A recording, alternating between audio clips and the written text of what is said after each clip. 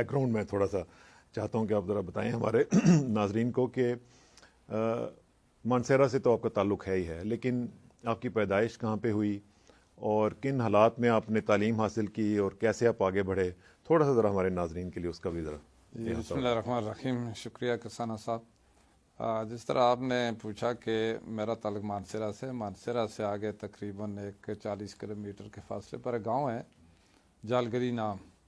میری پیدائش وہاں ہوئی اور اسکول سرٹیفکیٹ کے مطابق میری ایج ہے پیدائش جو 1952 کی ہے، اور پرائمری میں نے وہیں سے پاس کی۔ اس کے بعد ہائی اسکول بٹل، بٹل میں جی ہاں ہائی اسکول بٹل، وہاں سے تقریباً کچھ 6 کلومیٹر بنتا ہے، 6-7 کلومیٹر۔ وہاں سے میں نے میٹرک پاس کی 1969 میں، اور یہ اس وقت صرف پیدل میں جاتا تھا۔ وہ اتنے کلومیٹر آپ پیدل جاتے؟ جی پیدل ہی تھا، کوئی سڑک نہیں تھی، اور جلگلی بھی ایک پہاڑی پر واقع ہے، تقریباً 5,500 کی ہائٹ ہوگی۔ تو اس وقت اس پورے ایریے میں، جس کو کونش کہتے ہیں، 3-4 یونین کونسلیں، صرف ایک ہائی اسکول ہوتا تھا۔ اور اس کے بعد پھر میں نے مانسہرہ انٹرمیڈیٹ کالج تھا، وہاں پر میں نے اس میں داخلہ لیا اور 71 میں انٹرمیڈیٹ کیے ایف اے۔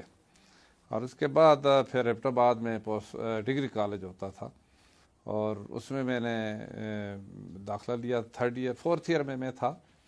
تو 4th ایئر میں پڑھ ہی رہا تھا، ایگزام نہیں دیا تھا کہ میں انگلینڈ چلا گیا۔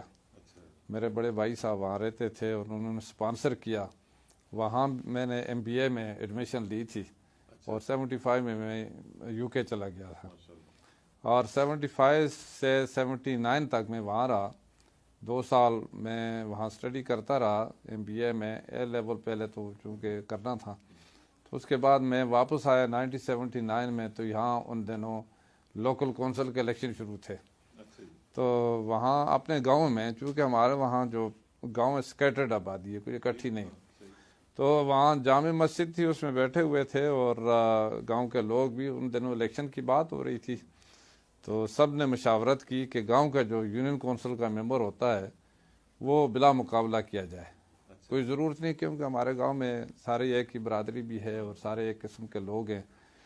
تو سب نے اتفاق کر لیا، ہمارے وہاں جو خطیب تھے مولانا عبدالحی صاحب، تو اس پر اتفاق کر دیا۔ تو اس کے بعد یہ بات ہوئی کہ اب ڈسٹرکٹ کونسل کے لیے کیا کیا جائے۔ ڈسٹرکٹ کونسل تقریباً اس وقت 2.5 یونین کونسل پر مشتمل حلقہ ہوتا تھا۔ تو اس کے لیے پھر یہ بات ہو ہی رہی تھی، اسی دن جمعے کا دن تھا مسجد میں۔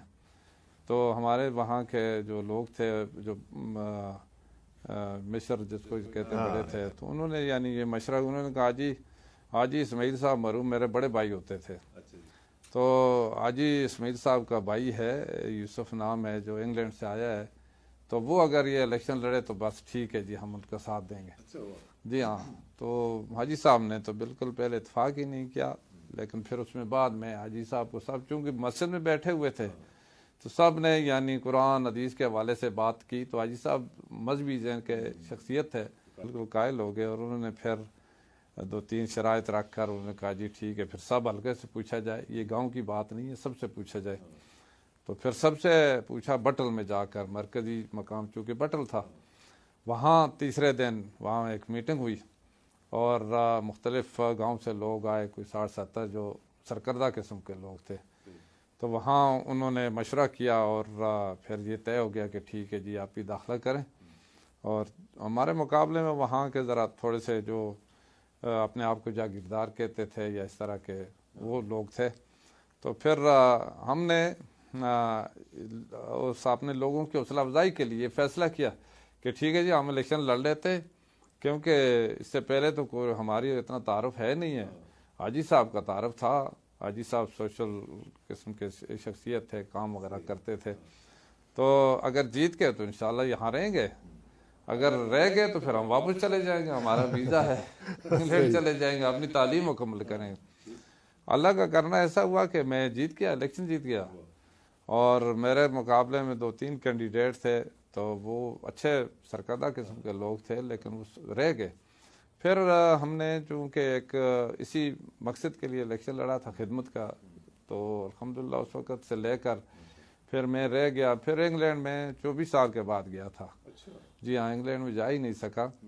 اور پھر اس کے بعد دوسری دفعہ 84 میں الیکشن ہوا لوکل کونسل کا.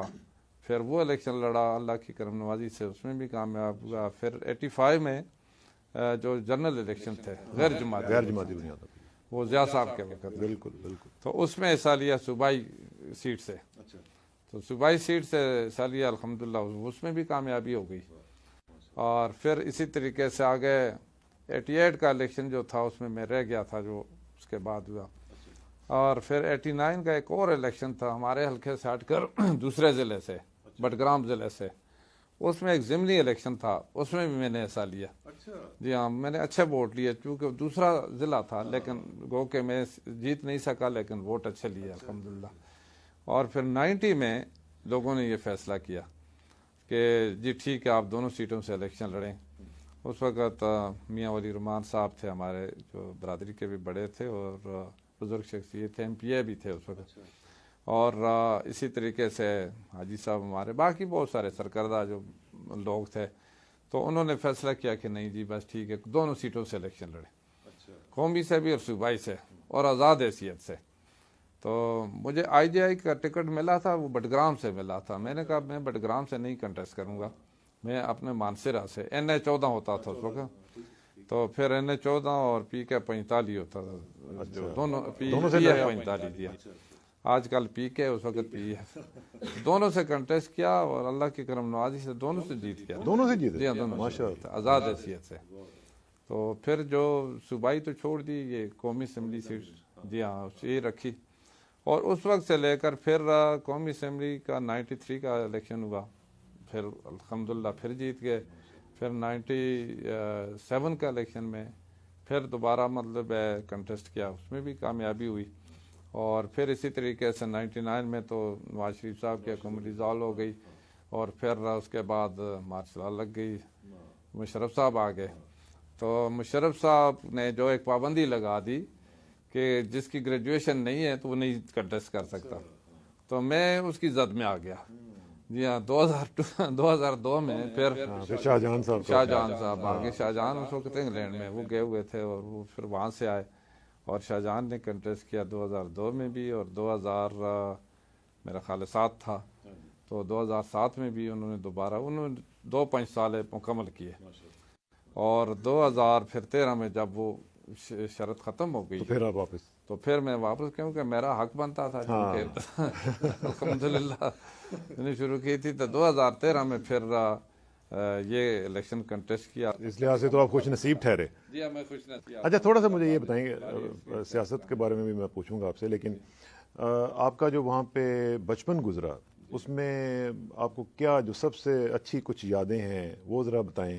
اپنے پیرنٹس کے حوالے سے بتائیں کہ آپ کے پیرنٹس کا کیا وہاں پہ بیک گراؤنڈ تھا، کس حالات میں آپ نے وہاں پہ زندگی گزاری. بچپن جو ظاہر ہے کہ بچے کی حیثیت سے، اور وہ کچھ یادیں یاد ہیں؟ جی کسان صاحب، جس طرح میں نے کہا نا کہ میں ایک دیہات میں پیدا ہوا، اور دیہات بھی ایسا تھا کہ وہاں پر خیر کوئی زیادہ ایکٹیویٹیز تو نہیں ہوتی تھی اور سکیٹرڈ آبادی تھی، اور ایک ہی پرائمری سکول تھا لے دے کے، وہاں کوئی سہولت نہیں تھی، نہ کوئی سڑک تھی نہ بجلی تھی. سکیٹرڈ آبادی تقریباً 2,500-3 ہزار کی آبادی تھی، اور وہ مختلف پاکٹس میں مختلف پاکٹ میں.